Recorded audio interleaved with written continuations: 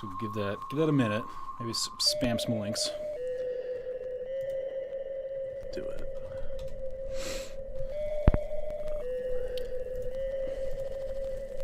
YouTube.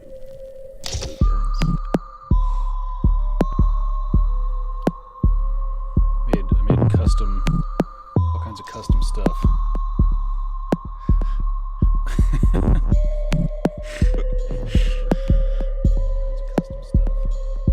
What do you think?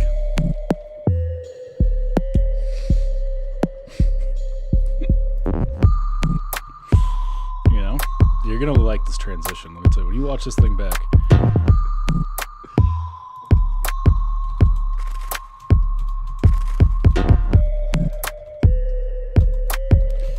What's up, chat? What's up, chat? Talk to us. We're gearing up.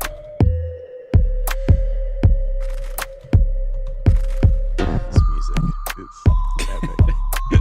It was just the first rights-free banger I could find. Well, we do have rights. The people. I'll get you into the library. I'll get you into the music library for free. Oh, you don't. What are you passing judgment on my jams? What is this? All right, you ready?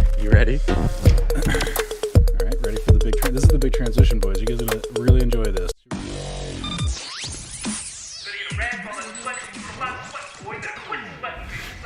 Come on. And we're in. Now I can see it. Yep. Guys, the production on this is getting crazy. What's up, Nick? What's up, dog? All right, you ready? I'm ready. Take us in, Mike. On today's episode of Glue Guys, we're going to do the 8 biggest questions surrounding the Nets' first-round matchup against the hated Boston Celtics. Puh. That's me spitting on them. Welcome back to the Glue Guys. This is Mike here. Say hello, Brian. Hello. Check Come us out in, on Mike. Twitter Come at on. BK Glue Guys. I know I failed. NetsDaily.com, The Athletic. New deal just in time for the playoffs. We signed a new deal. $1 a month for the first 6 months of your subscription at The Athletic. Go to theathletic.com/glueguys to get behind that paywall. Get in there, Michael. Hi. How The are Nets you? are back. We did it. We got to the postseason, Mike. Yeah, we did. The arduous journey, the injury-riddled, COVID-riddled journey that was the 2020-2021 season. We are finally here. We are on the doorstep of the postseason, and today we are going to hit the 8 absolute mightiest, biggest, grandest questions confronting the Nets in their round 1 matchup against the Boston Celtics. Brian, yes. I'm fired up, Mike. I want to just do a quick little thing. I'm emerging out of my hole. Please. We're meeting up. We're at Tailgate in Williamsburg, Brooklyn, the heart of the city, the heart of the burg. I mean, of Brooklyn, North 11th Street, I believe, to watch this playoff game, to watch Game 1 against the Celtics. Yes. You're emerging. I'm remaining. Mike in my bunker. refuses to emerge. We tried to get him out. He wouldn't leave. He would not leave. But I will be there. Yes. Keith from Talking Nets is going to hang out. I know he's bringing some peeps. Big recommend we all hang out together and drink 1,000 beers. That's Isn't the Spencer goal. Dinwiddie coming? Isn't that? Spencer will be there. We're gonna do keg stands with Spencer at. It's gonna be a great time. Anyways, I just want to do that quick plug. I don't want to. I felt like I stole. No, that's a nice thing. People can see basketball with you. It's they gonna watch be how a game fun. on a TV. We're with gonna you. hang out. It's gonna be a whole party. Multiple people. Yeah, it's gonna be good times. So go up to Brian and strike up conversations. I'm pretty What I would social like these people to do days. is ma- Yeah. I know you're good at. I would like people to try to make it as awkward as possible for you, but Can't be done. I think you're an Olympic non-awkward conversationalist, Olympic level. That means a lot Whilst to I hear. like to make it as awkward as possible. Speaking of awkward, Yes, let's get there. the Nets' first-round matchup with the Boston Celtics. Let me start here. Alex Sturm, thank you so much for being in the chat. By the way, this is on YouTube. Alec says, Brian, I hope you're not encouraging me to drink. Alec, tell us exactly how old you are. I don't know if you're allowed to drink alcohol. Busted, Let's Alec. figure it out. We'll talk about it. Before we even get to the 8 biggest questions, we've talked about it many times. We talked about first-round matchups, most desired first-round matchups, least desired first-round matchups. Brian, we're at this place. Yeah. We know who our dance partner is. You know, we were at the dance. It was homecoming. We didn't have a date. We showed up stag, and we found a lucky girl or gal or boy. A gal. Yeah. Someone to dance with, and it's the Boston Celtics. How do you feel? How do you feel? That was sort of the chosen one. All the karmic signs were pointing to this, and no regrets. That's how I feel. I feel, we were calling our shot. We got it. And now what are we going to do? We're going to back down now after we called our shot? No. We got to lean right in. We're not. This isn't the 2017 Brooklyn Nets, okay, where you call your shot and then you get all, mealy about it. We're going in. We're going right up the gut. I gotta say, I was a little worried in the play-in game because they looked way better. Celtics looked much more formidable. They looked like a real team. Yeah, totally. Even despite the Wizards are a weird squad. That was a weird game on top of being a weird squad. What was going on? What's the Westbrook? Is there a meme that I couldn't figure out? Because Marv Albert was straight up like, something's wrong with Russell Westbrook. His attitude is off. He's got a bad attitude. That's where he was going. No shots at the legend Marv Albert, who is literally retiring. Yeah. I don't know if his deduction skills are at the peak that they used to be. Oh, I see. At this point. And he happens to think every player is Marcus Smart on the Celtics. And he had a real tough time remembering, I think, Kyrie Irving. It was a tough game. So you're saying it's a tough game because he got names wrong. He got Russell Westbrook's name right in his teardown of his attitude, and you disagree with that. Also understood his aura perfectly in that moment. I was at a restaurant with Marv Albert once. It was a restaurant where you're not allowed to wear a hat, and he was wearing a hat. What a move. It was like a fine dining establishment? You weren't at the... It's one of those places where, you go for a martini after work. Dallas barbecue. Very nice. Dallas barbecue. So I do have to admit, on the feeling scale, that game, the play-in game, I'm trying to not let it affect me too much. The play-in, this is the second year of the play-in in some form. It's different than what it was last year in the bubble, but in some form. And there was some effect of just seeing that team win, some momentum being carried on, thinking okay, maybe I really wanted the Celtics matchup to begin with. I still want it. I want it much more than a Wizards matchup over a 7-game series, but there's something there. There's some little bit of anxiety. I think it's going to go away after game one. We'll do our predictions, our rough predictions by the end of this pod. Okay. I'm not too worried. I'm just going to start with a place of I'm not that worried about it. But let's jump into our questions. Please, yeah, let's get there. The first question. The first of the 8 biggest questions facing the Brooklyn Nets. The big game. In round one against Boston Celtics. Nice. What are we going to see from James Harden? James Harden has played 2 games since arriving back from his hamstring injury. Though one of those games, it was a very kind of milquetoast performance. What type of James Harden are we going to see?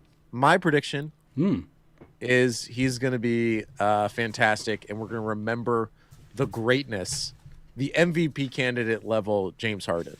I have full faith that he's going to be super impactful. Do you have any sense of worry? Is the worry or dread mostly about his the hamstrings? I don't dare I even say the word, but is that where you're drawing that any prospective dread from? Yeah, I think if there is dread, I have no dread, but if anyone were to have terror, it would just be that he's still working his way back, right? And it's not like James Harden was in, we would make fun of his health and his gut pre-getting on the Nets when he was with the Houston Rockets. I never would. I would never make fun of his gut. I never would do that. I support positive gut health. That is a very important thing. I think not even just positive gut health, or does he have one? Or let's say he does have one. I'm pro that because I think it's a weapon. It's a basketball. It's a medicine ball that you can use to clear out with. There's a utility to it that I think people are only just now starting to realize. I've been talking about this for years. The bodysuit that people wear if they're boxing, if they're just sparring. Exactly. He just lives with that. Yes. He's just got a gut protector. No, I think there's some reasonable sense of what is James Harden, the percentage of James Harden from what he was earlier in the season when he was at his peak, when he was an MVP candidate, to now. We don't have any real data on what he's going to be like. And even a 75% healthy James Harden plus Kyrie and KD being at the level that they're at, Like, this Celtics series shouldn't be a concern. Obviously, though, James Harden, his health, how he's going to play is a big indicator for the rest of the play. I don't want to jump too far ahead, but it matters for the rest of the playoffs. My prediction for James Harden is I think we're going to see a fully healthy, engaged, active, dominant at times James Harden, while also still throwing in the weird games where he shoots the ball only like 9 times. He goes 3 for 9 from the field, but gets like 15 assists. Do you, Brian, have any apprehension, concern, worry about what James Harden's going to do? No, I never really do worry about James Harden. It's like, at least in terms of anything other health stuff, throw that in its own bucket, because I worry about everyone's health all the time. I have a huge level of bandwidth for that. But in terms of actual, like, the matchup or what James Harden could or could not do in a 7-game series against Boston, I feel like that's like a really, I mean, I don't know that anyone has like a thing that they can do to stop whatever James Harden does because he's like fairly adaptive, and if he needs to be a scorer, he can turn that on when need be. And if he needs to be a clutch finisher and close out a game with just like impossible to stop floaters, then he can do that. And if he just wants to slowly, methodically pick your team apart from the half court as just like a lean, mean passer, then he can do that. So like James Harden for me, I've never lost sleep over whether James Harden is going to find a way to beat Boston Celtics. Maybe there's some other teams, but certainly not the Celtics. Matt Brooks, friend of the show, had a really nice tweet yesterday about James Harden and the Nets bench. He said, if you look at who are technically part of the bench squad right now, because Joe Harris is kind of a bench player at this point. I mean, he may start, we don't know, but whatever. He does run minutes with the bench. If the bench unit at times for stretches is James Harden running point with Joe Harris and Landry Shamet bombing threes, Nick Claxton setting picks, and Jeff Green making corner threes and playing defense, that's an amazing lineup to stack against Boston, whose bench isn't good. Their bench is like Aaron Nesmith, Romeo Langford. Yeah. Where art thou, Romeo? Got him. You're on the bench. Got him. That's where you are. Got him. By the way, when Romeo Langford was drafted by the Celtics, the oldest, crustiest headline writer at the Boston Herald was just waiting to unleash that, and he had been injured for you got a name? Here. Dropping a name? No, just I imagine I saw Spotlight. You saw Spotlight. Yeah. Michael Keaton? Is that your Michael Keaton? Yeah. It's Michael Keaton sitting there. Fair. Yeah. Whoever boss's bench is, Time Lord Robert Williams has a hyperextended toe. Yeah, turf toe. The toe's extended. It's not honestly that sounds awful. I mean, just like as a visual, I don't know. I don't like the sound of that. So we're gonna focus. There's a lot to focus on the basketball minutia of this series.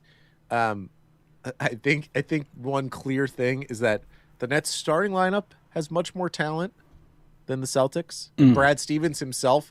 I think I saw a quote again on Twitter via Brad Stevens. I hope this is true.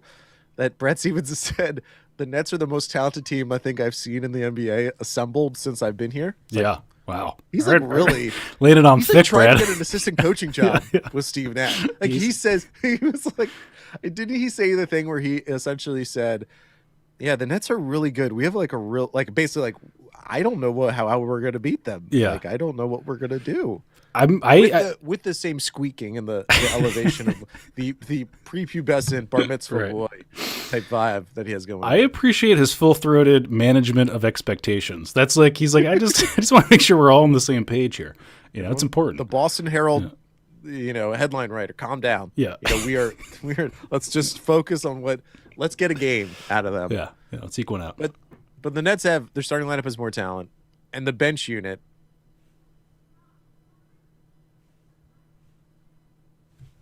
Oh, good.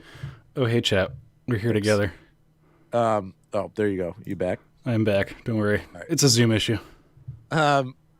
So the second biggest question for the Nets Celtics round 1 is Kemba Walker a January 6th-er? Kemba Walker. I don't know if you've seen this controversy, Brian. I did. I did see some of the imagery. Yeah. So this is via Cam Wolf. Cam Wolf is a writer for GQ and is also a big Nets fan. And shout out Cam. And other people have picked up on this and noticed this. And this is going to be a joke, so we're not going to go too crazy. But Kemba wore a "Don't Tread on Me" jacket to the play-in game. It was a very bold jacket. It's a bright yellow with a gigantic "Don't Tread on Me" symbol on the back. Now that symbol is been used, and you'll often see it on QAnon boards and those type of people. The January Sixers, "Don't tread on me." That symbol and that phrase is highly attached to them. Wow. Is Kemba Walker A QAnon. is he an insurrectionist? Is he a QAnon guy? Yeah. I mean, why not? They're the enemy, Definitively. and I'm not giving them any benefit of the doubt until after the series is over, and then maybe I'll consider whether or not he stormed the Capitol. Okay, and only then. No, I'm just kidding. Was Kemba Walker is that how he hurt his knee? Was he storming the Capitol, right. climbing through Nancy Pelosi's window? Right. Was he taking a squat in Nancy Pelosi's office? Sorry. Would he deserve a suspension if so? If he would. I just saw a headline: 400 people have now been arrested related to that incident. Just 400. Well, yeah. Did he say anything? Did he get into it? Yeah, he did. And he was like, honestly, I just thought it was a nice jacket that looked good with my shoes. Do you get the sense? I mean, you've seen how James Harden dresses. Somebody's just dressing these people at that level. You're getting hundreds of millions of dollars now. You're just walking into a room and somebody says, "Put this on," right? Like somebody else got fired for that, probably. Right? Yeah, and almost like, I'll be honest, I do know what the "Don't Tread on Me." I know that symbol and that phrase has been, I don't want to say co-opted. It's been appropriated. It's cultural appropriation. Like, yeah. It does look like, if I didn't know clue of it, I was like, that's a cool jacket. Yeah. Like, that's a cool look, cool jacket. It's awesome. The one to make up for it is the Ben Franklin, how they have that secondary logo on the court for the Sixers game where it's like the dissected snake. It says like "Join or Die." That was Ben Franklin's original pitch for the flag for the colonies. And I know you know this, but what did he want to be the national bird? It's the turkey. I did know that. Which, very intelligent animal. I still feel. I mean, that's a good take. I like vultures, to be honest. Like how villainous are vultures? Such a weird. Did they have First Take when the country was founded? Because the show, ESPN's First Take. The Eagle v Turkey crowd was like LeBron v Jordan. Like a real intellectual debate. That's great. That's like, a good take. Who is it? Who deserves? That's the Eagle's a scavenger bird. No one wants to talk about it, but it is. That's like a C-level SNL skit you just pitched me, Mike, and I think we should do it. We should do it. Yeah. Brian happens to know someone who used to be very intimately involved in SNL, but he won't talk about it on the show. Jeez. And we won't. We're gonna. I just float that out. Yeah. So Kemba Walker, bad mojo, and appreciate Cam Wolf for writing that story to hopefully bring the Celtics bad mojo. Yeah. I mean, I'll be honest. Boston area sports, they have a history of their players associating themselves with the insurrectionists. MAGA hats in the Bill Belichick and Tom Brady. Oh yeah. The Patriots drafted a kicker who has like now he's now since come out and said like I'm sorry for this, but he had like white supremacist like kind of slogans on his body, tattooed to his body. Oh. Yeah. A good look. That's a tough one. Can I before we get into the next point? In the chat, there's hot takes flying. True boy William Farrow, among a few others, are wanting us to talk about the fact that Knicks fans on Reddit and Twitter are celebrating the fact that they sold out their tickets faster than the Nets. Mike, how humiliated are you? Scale of 1 to you're incredibly embarrassing and your team sucks. Get out of here. This whole like Knicks like these Knicks fans that are acting like they're the underdogs, that they have to like prove these little things. That's Nets fans own that. Nets fans own TV ratings rise. Nets fans own the price of tickets going up, being better. Nets fans own like, the Nets Instagram has more followers than the Knicks, though I don't know that. Like, these are things that Nets fans can complain about and debate. Knicks fans shouldn't be worried about it, and yet they are. They're celebrating the 4th seed Like it's this. I mean, I know it's partly tongue in cheek, but you guys are the Knicks. Just enjoy Julius Randle and Tibbs. Don't get dragged in. I mean, this is a Nets fans are allowed to make these fun little arguments. The data points. I'm gonna go even more partisan and say that Knicks fans are rubes, and they buy the most expensive ticket before they watch the prices go down. They're just they watch a bad team forever. They get sold stuff that represents something lame, and then they buy tickets at the highest possible price and celebrate it. Am I surprised that you guys are schnooks? I mean, what are we doing here? I've been watching Goodfellas. Yeah. Oh yeah. Yeah. Excellent. Yeah. So next week we have a whole special show kind of built around rivalries and revenge that I hope we can kind of pull off with a special guest. We'll dive deeper into Nets Knicks next week's episode. Good. But I do appreciate and also the political breakdown of Cuomo's with the Knicks and de Blasio's with the Nets. It's a tasty part of culture. That is tasty. That's moist. Question number 3 in the 8 biggest questions for the Nets Celtics round 1 is, Brian, who will be the most important non-Big 3 Nets player in this series? Who do you think? Now, I have a guess. Okay. And an explanation.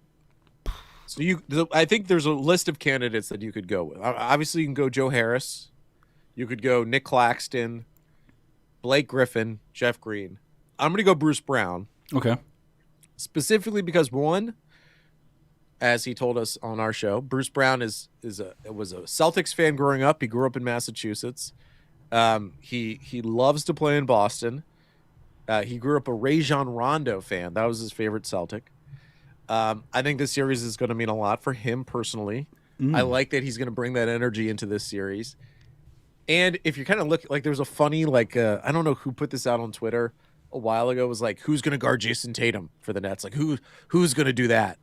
Who are the Celtics going to guard with James Harden and Kyrie Irving? Can I say something about Jason Tatum's offensive efficiency? I don't think he's often seeking for efficient, easy shots. Who's guarding the guy who's taking spinning turnaround Jays all night?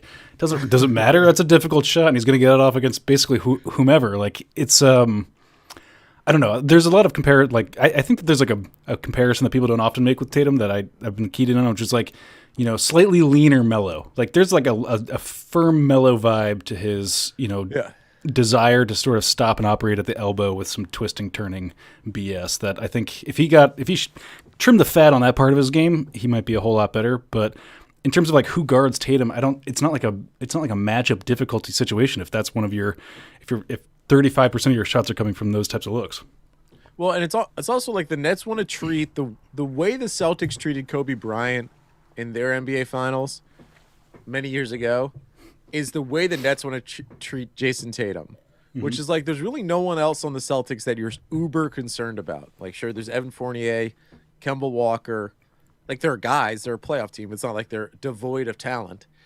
But you do want to push Jason Tatum into those, I'm at the elbow, I hold the ball for 3 seconds, I spin around, and I shoot fadeaways. You want to push him into that because he does 2 different things. He does that, the mellow act, and then he will try to go to the basket or shoot threes. He does both of those things. And it's whatever side of the scale he goes on, the Dr. Jekyll and Mr. Hyde. Sure. Jekyll was the doctor, right? Yes, I believe so. I think so.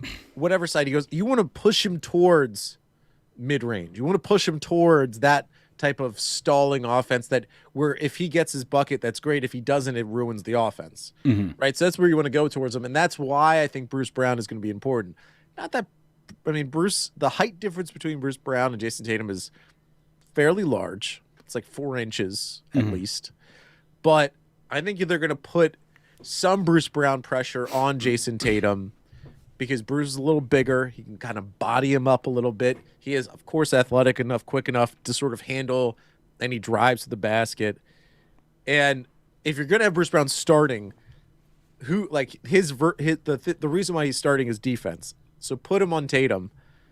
at various stretches to annoy him, to pester him. And if you can do that, then like this isn't like a super big crazy series.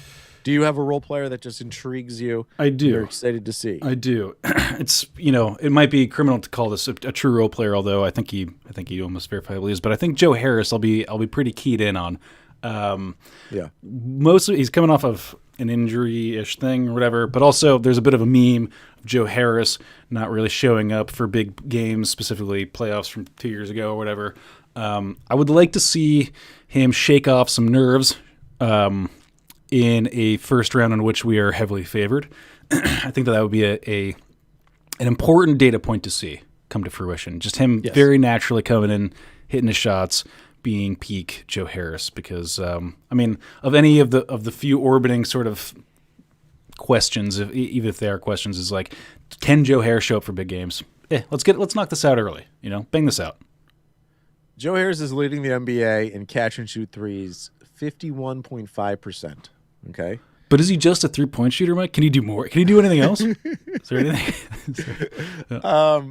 God, that's gonna be terrible. Yeah, every game, the announcer narratives in the Celtics Nets series is gonna be. We got to get the bingo sheet going. do. Yeah, we should. Glue guys bingo. Yeah. Like if I was gonna pick a role player that I'm most interested in sort of watching throughout the whole playoffs, Joe Harris is sort of, I don't know if he's the X factor. I think Blake is the X factor for the Nets because he's gonna play 5 at times. He's gonna have against the bigger lineups, against the Sixers or against the Bucks or the Lakers, whoever it's gonna be, the Nuggets, even the Jazz. Like Blake is gonna be critically important in those games, but throughout the playoffs.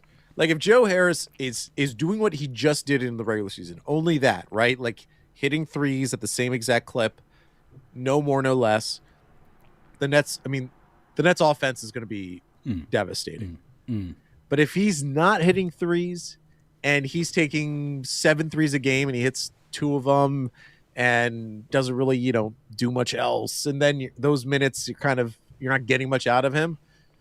That creates a little problem. Not a big problem, but a little problem. Yeah, sure. 4th question. Okay.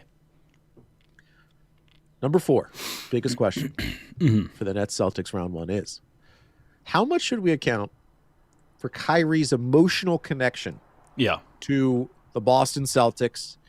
And is that emotional connection a positive or a negative? Well, what do you think? I'll back into this with a little thing. Can I do this? Back in. I'm going to back in. You know how I've been campaigning to be hired by Team Kyrie to manage his PR? Absolutely. So, he had a little bit of a media cycle about his Israeli-Palestinian sort of that he wanted to highlight the conflict there. That was basically what he wanted to do. So I want to highlight this conflict. Yeah. I would say that if I were going I thought he did it. Yeah. He did it in a totally fine, appropriate way. He didn't. It was fine ultimately. Like the things that he said, there was nothing controversial necessarily about the things that he said. I will say this: if I was going to offer some advice, it would be this for Kyrie. It would be, I would say don't seem so impatient with everybody else who doesn't necessarily know what the topic that's on the top of your mind is today. It seems like he's got very little patience for we did just play this basketball game. We're in a basketball arena. A whole lot of what the context of the situation is about basketball. So it's not crazy to think that we're going to ask some questions about basketball. It's fine if you want to talk about other things. I think everybody in the room is here for it. Don't presume that they're not, because they were like, yeah, that's fine. Let's go ahead. Do your, hot takes on Israel. Go for it. But we're definitely here for that. So please go ahead. So I would just say I would offer that just a little bit more. Like if you want to go in on whatever topic it is, I'm sure people are going to hear it. But they just don't presume that they're in the same state of mind as you. That's all. That's my whole piece. Anyways, I'm using that as a way to back into this whole thing. Is that I'm interested in how you go from Israel Palestine to it's not really Israel Palestine. It's mostly just about. EQ in a presser, a place where I've spent a lot of time in my day, Mike. A lot of time in the presser, in the boiler room. What do they call that? There's got to be a name for it. I'm sure. Just the press room. Press room. The press conference room. Yes. I actually don't have a natural segue for that. That was just sort of like a top of the mind thing. Yeah. So here's my prediction. Right. So we've already seen social media videos And I mean, Celtic fans were in the arena, I believe, chanting F Kyrie, right? Like in that playoff game. And also, we want the Nets is something that they've been chanting. Now, like, I could go like, oh, it's just a minority of fans who are chanting that. That does not represent the entirety of the Boston Celtics fan base. Except, Brian, I know a lot of Celtics fans. I know a lot of people from Boston. Ugh, why? That is the way they think. They are provincial. They are Yeah. they are really protective of their little bubble of Boston. They're basically feudal peasants that that know nothing but the garden in the back of their house. That's what they know. Yeah. Yeah. So I know that they're going to bring that energy, and if you kind of think about the emotional state of the fan at this point, they've been locked out of the arena for a year. Everyone's getting that vax in their arm. They're getting that Marcus Pfizer, and they're getting in the arena, and they're excited. And, part of what's fun about being a fan of a team is also disliking an opponent. And there's no greater dislike than a guy who used to be on your team and said, I don't want to be on your team anymore. How this links back to Kyrie is that I think ultimately this is the best matchup for him, because whether he's engaged or not, I mean, he's always engaged. I think it's ridiculous when Stephen A. Smith says that Kyrie Irving doesn't really care about basketball. He has too many other interests. I mean, if you don't get to be as good as he is, at his just average size, he's basically your size, Brian. He doesn't get to be as good as he is without caring desperately about basketball. So I think this is a good series for him. Yes, there's going to be those demons, those demon Celtics fans, but I think it's going to be a good thing. I think it's going to be a thing for the team to sort of rally around as it's happening and provide a jolt and sort of an accelerant to the Nets offense. I think, just one last little bit, Boston really wanted to think that he was shook because he missed that one first return game to the TD Garden. And and ever since, he's just been hanging them for huge amount. He just doesn't care, and he just wrecks them, dispassionately. It's just not I don't think he's afraid or scared to play the Celtics or whomever. It does not seem like it phases him one way or the other. That's my hot take. Let's do this. Take a quick break. Coming back, we'll do the final four biggest questions for Nets Celtics round one. Wow. And we're back, Brian. Question number 5. We've already done what are we going to see from James Harden. Is Kemba Walker an insurrectionist? Who is the most important Nets role player in the series? And then Kyrie's Boston connection and all that stuff. Number 5, this is from our buddy Aiden.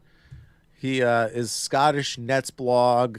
He's part of the Nets UK pod, which is amazing and excellent.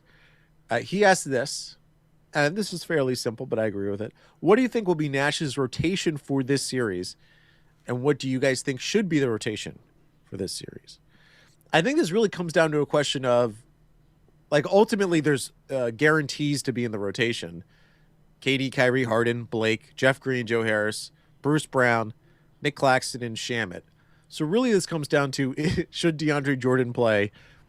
And I guess should TLC play or Mike James? Those kind of fringe players.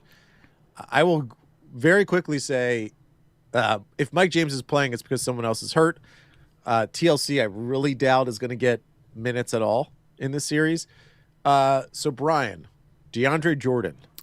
Yeah. What should we see of DeAndre in the playoffs? What? I actually think if there's a series that you're going to see him, it might be this one. Just because I feel their bigs are not super interesting. Tristan Thompson is a very nice matchup against DeAndre just because they're just very similar in stature and utility. Luke Cornett might go off Queen, who knows what, but just kidding. Brian promised he'd bring up Luke Cornett in the pre-show. He's been on the forefront of my mind. He did. Yeah. He officially did it. There it was. There it was. Sorry. But yeah, I actually think that this is a good one because there's just not a real go-to offensive threat on their front line. And if you want to get some mileage out of your front court, if you're the Nets, this is a nice time to do it. So I wouldn't be surprised. I don't know. Nash has been surprising. I'll say that. I'll be very interested to see in general what his rotations are for this playoffs, because if he continues to just be like totally erratic and like not have any patterns to it, like I kind of expect that to be the case throughout the playoffs. Like there's just been no like consistency one where there's never been a hint of it. He's never even outside of like if you're KD, Kyrie, and James Harden, you're going to start. Other than that, it's all over the damn place, Mike. Yeah, I think it's sort of this whole situation with DeAndre. It's like if you're going to have him at all, you play him in this series because the Celtics bigs aren't that imposing. He could still produce, and you're going to want the option of DeAndre Jordan in a Sixers series, in a Bucks series, a Lakers series, whatever going forward, right? Like you just want that option to go to. And if you don't even give him minutes against the Celtics, it kind of goes into a situation where like then you can't bring them back in. It's the whole like if you start a season, you're a football team, and you have a veteran quarterback and a rookie quarterback, start with the veteran, see how it goes, because if you start with the rookie, it's hard to then flip the rookie back to the bench and then start the veteran because the rookie will just be done. Like that'll be the end of their career.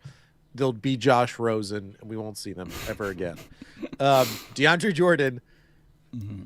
Nash is extremely in tune with sort of the psychology of his players, right? It seems that way. Like he seems to understand how to manipulate them into doing what he wants. He's a manipulator, Brian. Sounds like a sick man. Well, Kenny Atkinson got partly fired because he didn't want to start DeAndre Jordan, and DeAndre Jordan has played much less under Steve Nash. It's true, but we haven't heard anything about that. He really finessed that with the upfront starting. Do you think that was what it was? He was like, I'm gonna play you so much that you exhaust everyone. You even exhaust yourself. You know.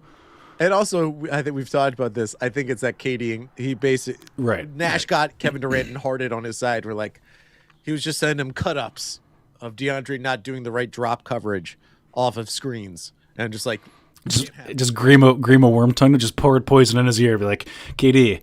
Look at him slagging off that pick. What was the reference? It's Lord of the Rings. The Grima Wormtongue. I want to say first name Grima, Grima. Twin Tower. What's the? Yeah, he's like the pale guy with the long hair. Well, that's like the whole everyone in that series. You can describe every single person in Lord of the Rings. That's fair. The pale guy with long hair. Yeah. And I do think there's usefulness out of DeAndre Jordan. And I think you want to have that club in your bag. You don't want to Happy Gilmore it and throw it into the lake. You want to have that club in your bag. Nice. Question number 6 of the 8 biggest questions for Nets Celtics round 1 is Matthew Abramovitz says closing lineup thoughts. Now this is interesting, Brian. Yeah. I don't know. I really don't know. I mean, definitively, we can say KD, Kyrie, Harden, right? To me, I think Blake and Bruce Brown are out there in closing lineups. Now, or it could be Blake's out and you put Nick Claxton in for a pure defensive replacement. But the Nets, there's clear the big three have to be out there. The thing is, I just don't know if Joe Harris is necessarily going to. I would always used to say Joe Harris was going to be out there. My thing is, I don't know if he's always going to be out there at this point, particularly if like KD, Kyrie, and Harden are all healthy, and you have all the shooting you would want, you have all the offensive flexibility you could want. Blake, because he still can float around the perimeter, he's not going to hit threes really, but he has the ability to still drag a big man out. And Bruce Brown, because he's the best center in the NBA. Kind of want him in there. So I go KD, Kyrie, Harden, Blake, and Bruce Brown. But it could change. It's like it could be Claxton. It could be Joe Harris. I mean, if you read into anything, and I don't think it's safe to read into anything with Steve Nash, the last time that the big three played together, the starting lineup was, as you said, the big three, and then Blake and Bruce. If there's any nod or tip off to what he's thinking about, starting / crunch time minutes, that's the best I got. But I feel like he's very fussy with his matchup dependent rotation, and I think it'll just stay that way. I agree. And I think it's always going to be different. I think there's eight guys. That's a lot for who could be in the closing lineup. Number 7, question 7 of the biggest questions, the most important questions possible for Nets Celtics round 1. This is from Alex Schiffer, the beat reporter for The Athletic, who covers the Nets. He asks, "Where is my invite to join the pod?" And I'll say to him, just like, where was my invite to David Rosenthal's bar mitzvah in 2001? There was none. There wasn't. It wasn't there. So you were not invited. But Got him roasted. Alex, you'll be on the pod soon. There enough, buddy. Last question. This is the most fun one, Bri. I want you to open up that brain a bit. Oh. Crack it open like a fresh egg, like a brown Nature Valley organic egg. Still has a little fuzz on it. It's so organic. Wow.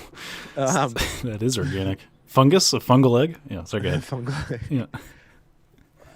What's the most satisfying way that this series could go? If you were Picasso and you could paint this series, if you could paint it to your mind's desires, what's the things you want to see? Right? Like, I mean, there's things that, of course, like it's a sweep. Yes, that would be satisfying. To me, Kyrie Irving, averaging like 34 points, 6 rebounds, 6 assists throughout the entirety of the series. That's satisfying. Are there other things that you want to see? Because ultimately, this is the revenge moment. This is Game of Thrones. You're, the guy who has been tortured by Bolton Ramsey or Ramsey Bolton. I don't know which one. It's been a long time. Somebody in chat knows. Sansa Stark. She's been tortured or whatever. Rick, yes. Manuel Marcano says Brad Dourif was Grima Wormtongue, played deep. So shout out to Brad. Shout out. What's the things you want to see? What would make you happiest? The gleefulest? When I saw this on the doc, I did I really tried to. I dropped some acid and I got crazy and really expanded my brain. And what I thought about was, how responsible is Jason Tatum ultimately for what befell the Nets in that period of time? Not much. You can't really blame Jason Tatum, or Jaylen Brown, or Kemba Walker, or any of these guys. It's not really. They're just caught in the crossfire. The real self-flagellation that I want to see comes from our peers in the media, in the global coastal meet. And I would like an hour-long, maybe docu-series of just like one after the other, kind of dragging all of the people who said that the Nets are never going to be good again. This is the worst thing, and at the end, just have, Billy King standing proud. No, maybe not that, but I will say that I do want there to be some kind of comeuppance that I'm surely is not going to happen for just how people appraise franchises' futures based on these types of things. Because I think that a whole lot of people were very wrong, and they're all going to keep a very low profile about how wrong they were for the last 4 years. The composition of the series that I want to see is like, again, sweep, but like I want Game 2 to be close. Game 2 in Brooklyn to be close, but the Nets are up 2-0 going to Boston, and there's like excitement, right? Like the TD Garden is alive. Oh, we've been close in these 2 games. Now we get them on our home court. We have more fans than we've had in a year and a half. We're going to get them. We went to Tim Hortons. We got our maple lattes. We're eating our Boston baked beans. Ugh. Yeah, I don't know. Clam chowder. They've had their clam chowder. Yeah. They're souped up chowder. Maple lattes is what they're drinking over there? Yeah, it's New England. What else they got? I don't even know. Maple trees are everywhere, Bri. When people from New England talk to me, I close off. That's what happens. So I want that excitement for Game 3, and the Nets come out and win by 25. And then I want Game 4. There's the Nets are gonna, the Celtics are gonna make it happen. They'll win Game 4, of course. They're a representative team, and I want the Nets to be up by 35 in the second quarter. And everything falls apart, and we get Taco Fall for the whole second half, and Romeo Langford's running point. And for the Nets, it's Tyler Johnson and TLC out there, and the Nets sweep. and there's booze, and there's camera shots of Danny Ainge looking grumpy, looking sad, and then we get like Rachel Nichols pipes in as the sideline reporter saying, there's a lot of buzz in Boston about leadership changes. The team squandered sort of the treasure chest of assets that, yes, Danny Ainge collected, but there's just talk. Wick Grosbeck, the owner, old Wick, Ryan Wick says, sources say he's fed up with what's happening. The team should be better, and they don't want to squander Jason Tatum's prime. Danny Ainge may be moved to the business office and away from basketball. I want demolition. Yeah. I want destruction. I had a visual just now of like, maybe they have like a weird mic'd up section where Danny Ainge is like mic'd up, and it's sort of like, the scene in Boogie Nights where Philip Seymour Hoffman tries to kiss Mark Wahlberg, and he's like, no, like I'm not, and then he's like, I'm a fucking idiot. I'm a fucking idiot. I want to see Danny Ainge just like in the bathroom, like, I'm a fucking idiot. That kind of thing. Is that that's what you're talking about? Yeah, that's what I would. I want them to mic up Danny Ainge for Game 4 as the sweep occurs, and he just does that. Yeah, he's in the bathroom, not realizing there was an SNL sketch. By the way, sorry, I've been told they're not skits, they're sketches. Okay. So, shout out to my stepbrother, who holds that dear. Where Jonah Hill is at dinner at a boss's house, and he keeps going to the bathrooms, yelling at himself, and he doesn't think anyone could hear him. So yes, Danny Ainge, because that's the guy, that's the villain. There's no one else.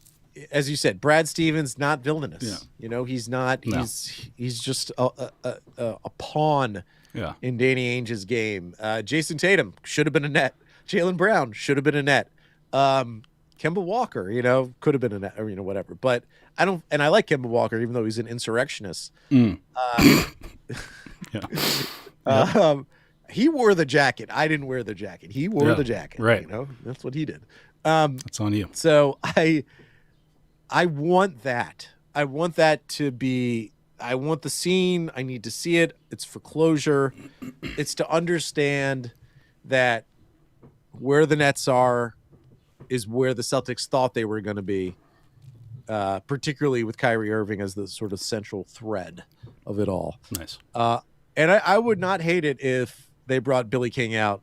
And again, as we discussed, he descended down from the rafters in the Brooklyn Knight costume and took off the helmet. It was Billy King. He says, my plan worked. It's like kind of like Scooby-Doo. Right. Yeah. And then, because it worked, right? He was the Brooklyn Knight the whole time.